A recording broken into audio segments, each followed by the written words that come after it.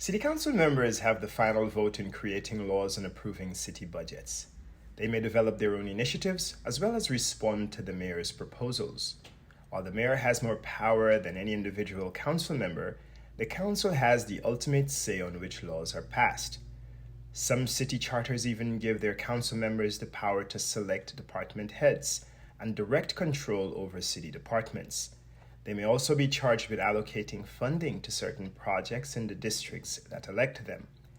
Guyanese American Austin Thompson understands the breadth of these responsibilities and their likely impacts throughout our communities.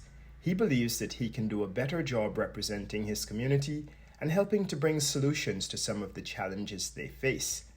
To that end, Austin spent the last several months laying out his plans to bring positive change to the residents of the City of Lawrenceville, Georgia, where he is running for City Council member, the post number 3 seat. Austin shared briefly with Guyana Tapestry some of his agenda and his proposals should he win the seat on election day scheduled for the second Tuesday, November 2021. Austin Thompson, Yes. as Brother Chico said, Yes. and I am running for the position of City Councilman for the City of Lawrenceville here. City of Lawrenceville, it's about 35 to 40 minutes northeast of Atlanta. Right. And it's the county seat, the capital of Gwinnett County. And as the county seat, the city council members and the mayor hold a tremendous responsibility as the county seat. About your platform. Yes. The issues, while you understand the constituency, the citizenry, your constituency, what are some of the issues that your platform hopes to tackle were you to succeed Right. in the upcoming election? Right. So one thing is one point or key point on my platform. There are about 5 or 6, but one key point is ensuring that our residents in our lower income communities are getting equal attention, right, to other projects and interests in the city. Case in point, we have a $200 million project that is close to completion now called the Lawrenceville Lawn, right? Lawrenceville Lawn, Okay. right? Complete with an amphitheater, stage, and volleyball courts, and it's all basically to enhance the appearance and the quality of life in the immediate downtown area of Lawrenceville, right? A $31 million project with our Aurora Theater, one of the major theaters here in the state of Georgia, right? And they're completing an expansion to that theater, right? There are other areas on the outskirts of the downtown area that are getting significant attention where millions of dollars are being invested in the development of mixed-use facilities, homes, townhomes, apartments, and so on and so forth, right? However, not coming from me, but coming from the residents, because I knock on doors and I engage the residents personally. Knocking on doors, speaking to individuals have revealed to me that there's a lack of attention being paid to the residents in the lower income communities. And I can understand that to some personalities or people or whoever, it may seem like an undesirable area in which to invest money, because of course the money has to be invested in areas where you have the heaviest of traffic flowing into the businesses and so on and so forth. And their budgetary priorities. Right, And where the monies lower-income are, folks right. might not necessarily find themselves at the top of the list of those Exactly, priorities. where monies are being appropriated for other projects, right, but not appropriated to enhance the living conditions in the city, right? Understanding now, after several conversations, the housing authority mandates, what occurs in those areas, but we need to have more. We need to have more interaction. We need to have more representation and voices speaking on behalf of the lower income communities, right? The second thing is our transportation issue, right? As Lawrenceville has exploded, and I spoke about the $200 million project on the Lawrenceville Lawn. What that did was now it created an influx of new residents into the city, right? Mixed use facility from wherever. They either moved in from out of state, moved in from out of the county, or moved in from out of the city. Right, exactly. So the population is growing, right? And this is why I say 31,000 plus right? Because now we have an addition of thousands of individuals moving into Lawrence, which is great. Right. It's great for tax revenue. It's great for the businesses in the area. It's great for the schools in the area. But what it's not good for is the traffic. That's part of the plan. That's part of the plan, Okay. right? A shuttle service that somehow we find a way where the residents don't have to pay for the service.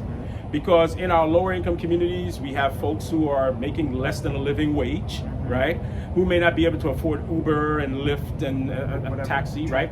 Exactly. Transportation services. Exactly. May not have access to their own transportation. So a shuttle service around the city, connecting individuals to key points like the Gwinnett Justice and Administrative Center, GJAC building, right? With the hospital on Pike. With the schools in the area, Georgia Gwinnett College, Gwinnett Technical. Cut back the amount of people, cars on the road. Exactly. At any given point. Connecting the shuttle to a major Gwinnett County bus line that is connected to the MARTA station, the MARTA rail station, right? Which now connects to other areas of the city of Atlanta. We have to look at it from an economic perspective, and we have to look at it from an environmental perspective, right? Explain, please. So, from an economic perspective, we are connecting more people to the businesses, right, in the area, helping to create an increased flow of discretionary income through the city, and helping, and that helps to create jobs as well, right? So we're improving the local economy, right, by adding a shuttle service and adding services that will help enhance the connectivity of individuals from around the city to the businesses in the area. And right? the environmental. Right. So the environmental connection is, if we help to improve the carbon footprint by adding shuttles, this now takes vehicles off the street. Right. It takes more vehicles off the street. It's not going to significantly improve the situation, but it will improve it to some point where we will see now an easing of congestion throughout the main arteries of Lawrenceville, as I explained, on East Krogan, Pike, Jackson Street. So these things are. I want to bring these discussions. I want to bring it to the city council. I want to bring it to the city manager. I have a tremendous interest in making sure that everyone gets representation, that all the decisions that are being made on the city council are being made and keeping account for everyone in the city, not just a certain community or a certain neighborhood because of their economic profile, right? But for everyone. We have to represent everybody in the city of Lawrenceville. I understand that. So, great. And thank you for what you do. Thank you for your conviction. Thank you for your initiative, the creativity and imagination that you bring. The issues obviously touch you, run deep. Yes, it does. So I want to ask then, why community development? Why community outreach? Why politics? I mean, with your skill set, you could probably be making, a nice fortune as a private practitioner. Yeah. Why choose to do this sort of non-for-profit work? Well, I have been in the Lawrenceville area now for about 9 years. I've served on 2 city boards, the Architectural Review Board, which reviews renderings and architectural plans for entrepreneurs who wish to expand their business operations into the city of Lawrenceville, or to entirely develop business opportunities in Lawrenceville. With the Lawrenceville Neighborhood Alliance, when I was on the board, we worked closely with the city council to ensure that the residents in the city were having their issues addressed, and not just discussed, but also there were executable plans to make sure that we were resolving those issues, right? You asked why community involvement. In this society, we have institutions, right, that serve several interests, right? But it always seems that the people, in a sense, and certain communities of certain demographics, and I'm going to be honest, are the ones that are always bypassed or overlooked, right? More disproportionately, exactly, right? So the inequalities or the inequities, and again, especially coming from someone who grew up in public housing, we need to make sure that we have leadership that address these issues and address these concerns, because we want to ensure that if these residents are living in the city, if they're contributing to the economic growth of the city by spending their money in the city, we want to make sure, and also paying taxes in the city, we want to make sure that their concerns, they're equal contributors. They're equal contributors. Yes, right. It doesn't matter, you know, your salary or your economic standing. You are a contributor to the city's economics, right? You should be a beneficiary of its services. Right, exactly. So I'm a people servant by nature. I'm a servant leader, I see. you know, transformational leader by nature.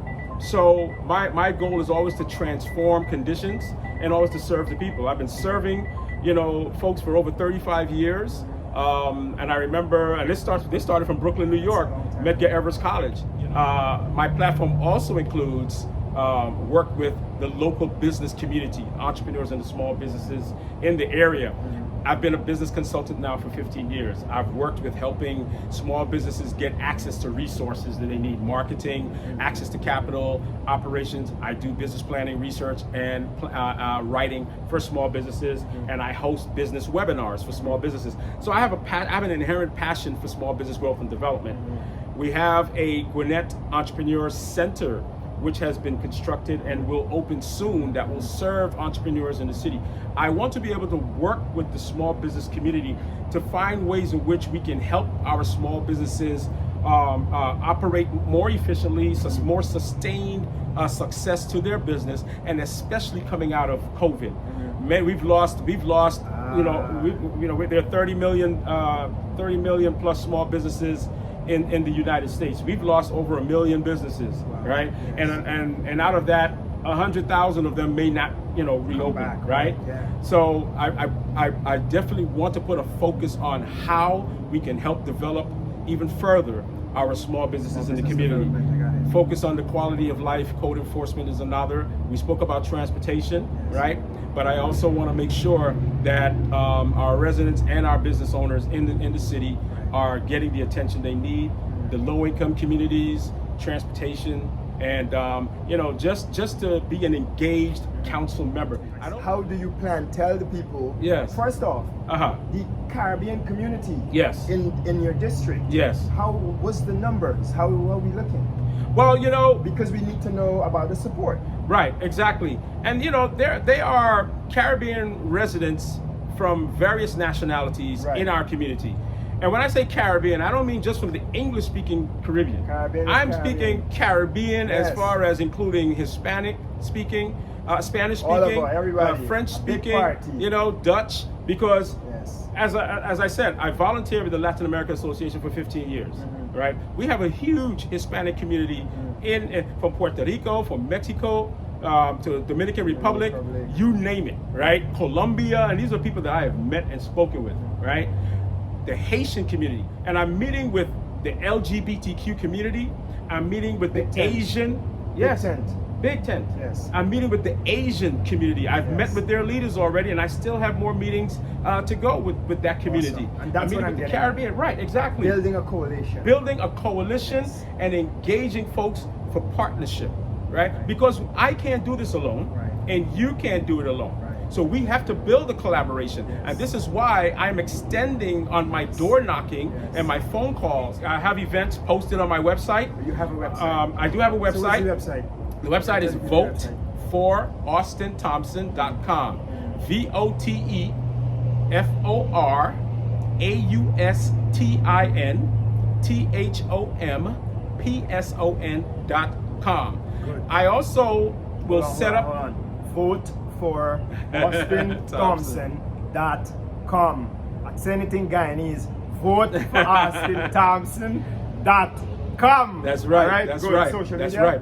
And the social media on Facebook, on LinkedIn. It's not LinkedIn, but social media, Facebook, Instagram, right, on Twitter, and that's Austin for Lawrenceville. Okay, Austin for Lawrenceville. Austin for Lawrenceville. Volunteers. Yes, volunteers. Donations. You can go to that website. You can there's an area, a link. I have several links. I have a link to my vision plan, right? As a person who is focusing on growing my public policy and public servant profile, I believe in having a vision. I believe in writing a plan that encompasses what you plan to do. So you'll see a link on my website. You'll see a link on my website that gives you information on the municipal elections in Lawrenceville. All right. And so I know you must go, but before you do, I have one last question. Yes, sir. You are a product of Guyana's soil. Yes, sir. You migrated, like so many of us who came to the U.S. Yes, sir. And you have done exceptionally well. Thank you. Right? Thank you. So to the point where you're here now and you're doing what you're doing, you're running to represent in a political capacity Right. a constituency, communities here in a completely different land, in a completely different continent. There are young women, young men, children in Guyana, in the diaspora, in the US, across the world, Yes. who struggle with dreams, who struggle with their life's choices, desires. Right. What advice might you lend them that has worked for you to help you navigate some of these spaces and decisions along your way? Please share. To my young Guyanese at home or in the diaspora, if you have an idea in your mind that there is something out there you want to fulfill in your life, whether it be education, whether it be somewhere in medicine, in law, in any area, I want to say that yes. Let me. Yes, carry your fire, brother. Carry your fire. I'm talking to the young Yes, people, right? great This is thing. what Go I ahead. do. Great thing. To the young folks, to the young masses, I want to say this. There are going to be disappointments. There are going to be times when you're going to fall short of your goals. There are times when you are going to be inundated with so many different challenges in your life. I have been, and I still am. Speak. But let me tell you something. I was watching a race the other day. It was a 1500 meter race. Olympic race. Yeah. It wasn't this current Olympics. It was I think it was 2016. It was older. Exactly. There was a young lady. There was a runner who fell in front of a young lady, and she tripped and fell, while the rest of the runners just went ahead.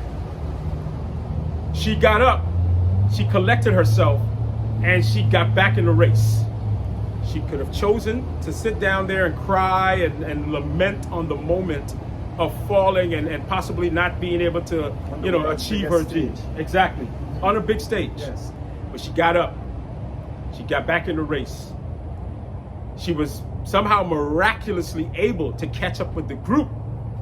She surpassed the runners and edged the person at the front of the pack and won the race.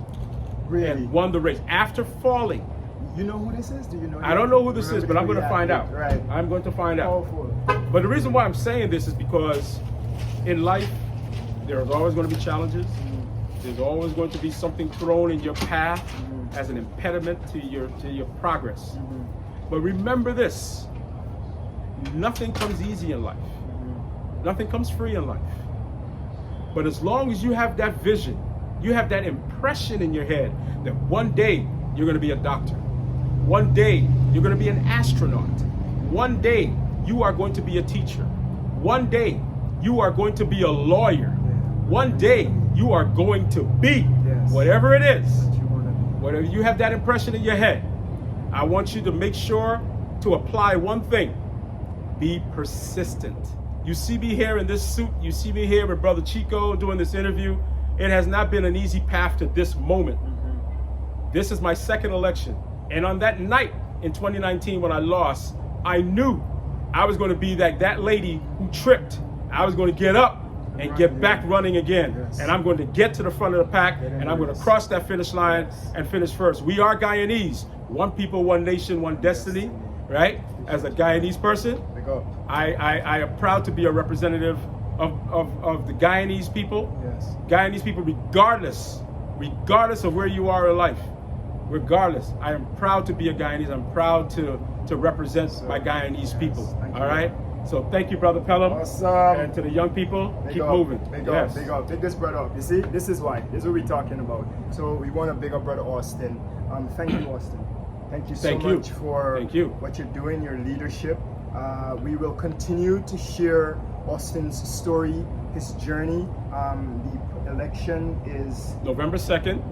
November 2nd. If you go to my website, voteforaustinthompson.com, right. and all the information will be on the video. Please take advantage of exploring the website for all the information you need to make sure that we, not I, but we get that victory on November 2nd, because this is a we thing. Take it home, take it home, take it home. Big up yourself, Yes. brother. And like I said, we're gonna continue to track Austin's journey. We're gonna continue to look out. We're gonna share information about the directions of his campaign, some of his community engagement and involvement. We want to encourage Caribbean people in particular. Now, this is for all residents and Yes. constituents of Lawrenceville. However, we're targeted to our Caribbean and Guyanese audience. Right. So, speaking directly to you, we want to encourage you. If you don't support your own, how could you expect anybody else to Exactly. support them? Exactly. Right? So it is important that we set as a priority to support brothers like Austin, to Yes. support the vision, to support the passion, to support the initiative, the programs, and ensure that we all know about it. Share, bring somebody else out if you live in that area, if you live in that district. Ensure they know that this brother is running for office, and it is an imperative, a moral imperative, a civic imperative that you vote and support him. Okay? So thank you. Thank you. Very much for your ongoing support, specifically of Guyana Tapestry and the efforts that we're doing. Continue to watch.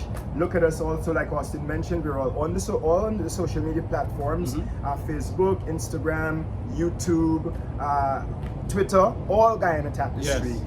And it is important that you do, because we need you to know about people like this brother doing positive, life-changing, trailblazing things That's right. in our community. That's right. All right, taking the proverbial bull by the horns and bringing about the change that is needed in our community. We're proud, we're honored, we're humbled to bring you stories like this. Yes, thank all you. right? Thank you. And so, on this note, we'll say, see you again. We're gonna link up with Austin, all right? Yes. Thank you. Beautiful. One man. love, respect. GT, one love.